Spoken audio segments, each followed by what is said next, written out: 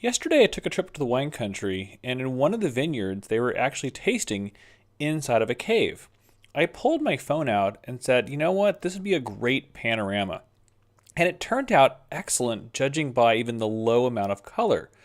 That's great, but the thing is I wanted to share this on Instagram, and Instagram really works in squares. And I was trying to figure out how could I turn this large panorama into a usable image in Instagram. And that's when I thought of breaking it into squares, because Instagram now uses multiple images on one post. Let me show you the final result. I'm going to slide my screen over. Come on, little phone. You got it. And here's my Instagram feed. As you can see, it's all working. And what I did was I used that same design. I have to go left to right because of the swiping design. And if I swipe to the left, note that you can move the panorama back and forth, and if I click and swipe to the left, it moves the panorama. Now if I go left a little more, I move around the cave, and once more again, I get to the other side of the cave. And I can go back and back and back.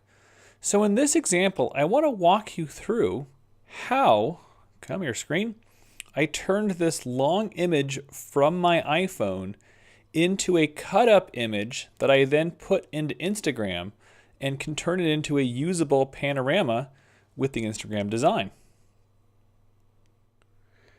In order to achieve this panorama from start to finish, we're going to need three things. We're going to need Adobe Photoshop, as we're going to create the cut-ups from that large panoramic into 4 different images.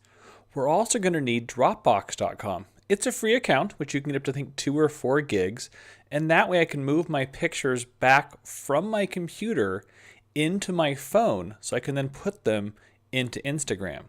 And third, go figure, I'm going to need Instagram in order to actually publish my pictures from start to finish.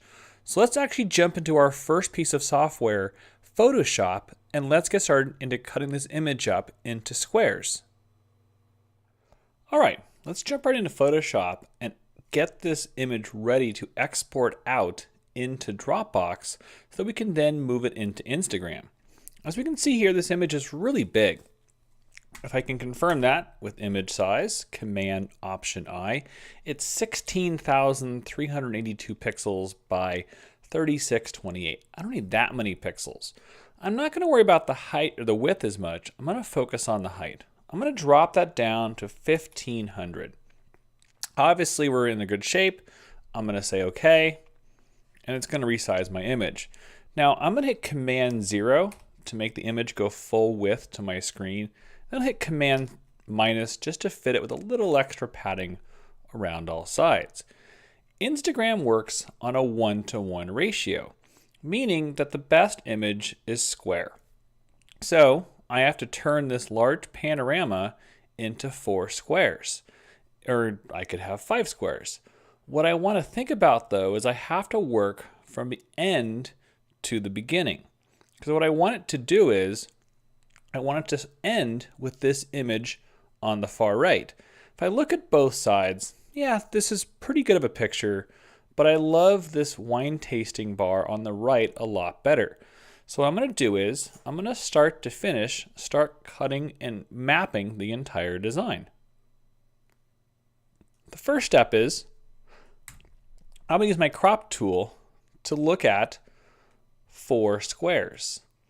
I'm going to hold down, if I do it one more time to show it again. I'm also in my crop tool, or C for crop. I use the classic mode because I can move the crop and not the picture. So once again, I turn classic mode on whenever I use the crop tool. I guess I'm an old school Photoshop guy in that respect. But here's what I want to do. Using the crop tool, I'm going to hold the shift key down. I'm going to move my crop right here. From there, I'm going to drag a guide. Now if you don't have the rulers turned on, so if I undo that, Command R or Control R on the PC. I'm on a Macintosh, so if you're viewing this on a PC, know that almost all shortcuts that I'm using involve the Control key in lieu of the Command key. So once again, if I turn on my rulers, I'm going to drag my guide over here. I'm then going to move my crop and repeat the same process. The whole thing is I want this to be absolutely flawless because I want to move that image across 4 or 5 panels so it looks like a flawless panorama inside of Instagram. Do it again. There we go. And a 4th time. And as I can see here, I have done this before because I saw the result afterwards. I don't have enough for a 5th panel, which is totally fine. I'm just going to take my crop tool, move it across all 4, and hit return. Now that I have my guides in place, I want to break this up into 4 images. Background goes to layer 0. Let's say layer 0 is this layer over here.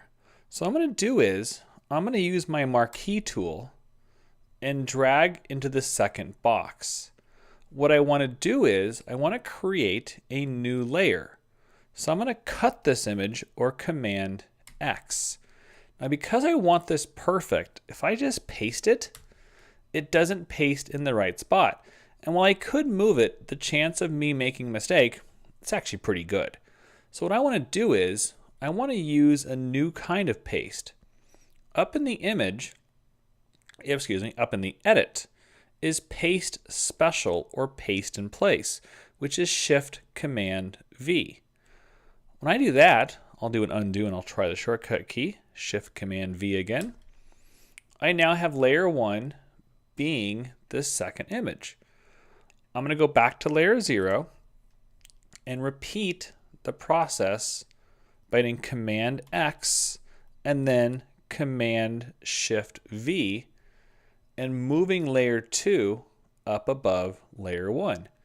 And for the 4th image, same thing, drag, Command X to cut, Command Shift V to paste in place. And I'll move layer 3 up here.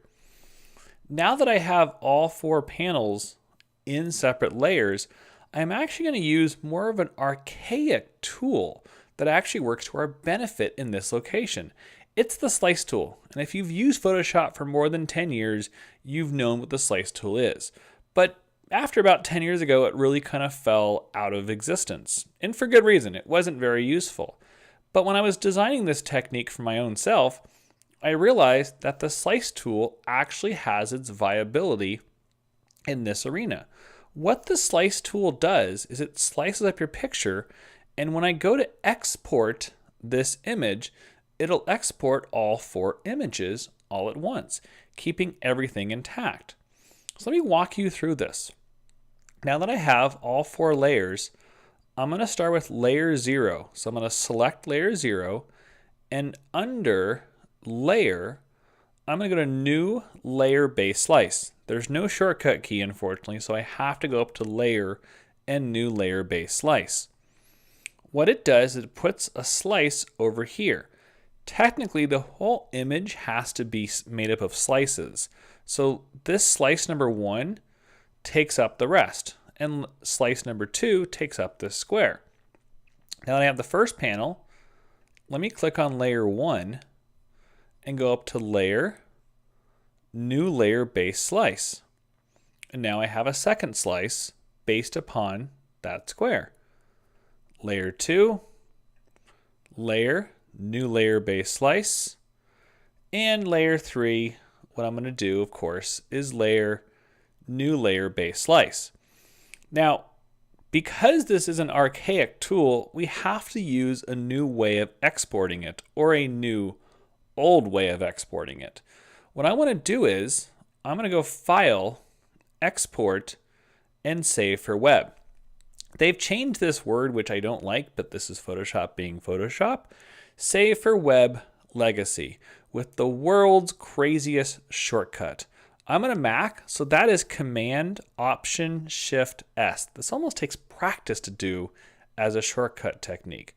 In this case, I'm going to click Save for Web. And it's going to bring us in. This makes it full screen. I'm going to hit Command 0 to bring up my 4 slices. Now just to make sure they're all going to be JPEGs, I'm going to double click the first slice and it says image user 01, we're perfect. I'm going to say OK. Note the underscore 01. The user is our variable, so we don't have to worry about touching this whatsoever. I'm going to say OK and double check my JPEG, maximum, quality 100, we're all set to go. If this is set to something else, just go up here and select the JPEG. And I always keep maximum quality 100 because it's going to go to Instagram eventually. So what I'm going to do now is I'm going to go over and double click on layer 2. User underscore 02 is our variable. Make sure that's JPEG maximum 100. I'm going to go to slice options for user 03. JPEG quality 100. And 04, double click that one more time, and maximum quality 100. Now that I have all 4 slices, I'm going to click on Save. And from here, what I'm going to do is I'm going to call this one Cave. Now it says Save As, but it actually you're going to format all the images. So I'm going to take all 4 pieces and export them out as 4 slides. Now if I click Save, it'll slice up this picture into 4 slices. We can see the result of that if I actually move my images. Oh, there we go. And what I have now is I have Cave 1, Cave 2, Cave 3, and Cave 4.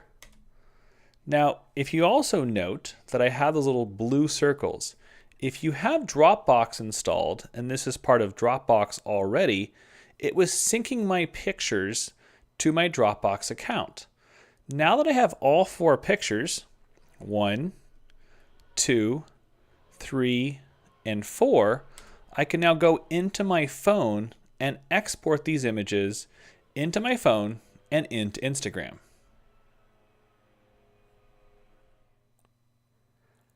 I've now successfully synced my images from my computer into Dropbox. If I go into Dropbox, tapping on the app, I can see I have 4 pictures. For some reason, it makes them a little out of order on the phone. I'm not quite sure why. I probably have like a date modified or something else turned on. But that being said, you can see I have the 4 pictures. What I want to do now is export them out of Dropbox into my phone. So how I do that, so I'm going to start with the first one. And since this is the far left one, you're going to swipe to the right or swipe to the left on Instagram to see the rest. I'm going to click in this top right corner, the 3 little dots, and there it says export. I'm going to say export. And from there, it gives me a bunch of options. I could say to Dropbox, that doesn't do me very good. I want to slide my phone over until it says save image. Once I click on save image, it's going to save the image to my phone. So if I click on save image, it will eventually save the image to my phone. I'm going to cancel because I've already done that previously and repeat the steps again. So I'm going to go, to picture number 2, hit the little top right and say export again, and follow the steps until I've saved my 4 pictures onto my phone.